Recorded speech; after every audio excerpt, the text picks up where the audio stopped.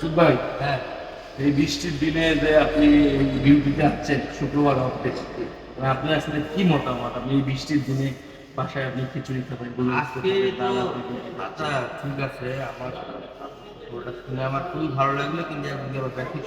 কেন আজকে কেন? যদিও শ্রম দিবস, ঠিক আছে, ও, কাগজে কলমে আমাদের শ্রম দিবস, কিন্তু আসলে আমরা প্রাতিষ্ঠানিকভাবে শ্রম দিবস অধিকাংশ মানা হয় না। জি জি। এটা আমাদের ধরেন যে সেবামূলক প্রতিষ্ঠান, সেটা আমরা অনেক স্টাফকে ছুটি দিয়ে হয়তো বা এটা চালানো হচ্ছে, কাউকে গ্যাপ দিয়ে চালানো হচ্ছে, কিন্তু অনেক গার্মেন্টস কর্মী থেকে শুরু করে এদের কিন্তু কোনো ছুটি নেই। অনেক ফ্যাক্টরি আপনি দেখবেন যে শ্রমিক দিবসের ছুটি দেয় না।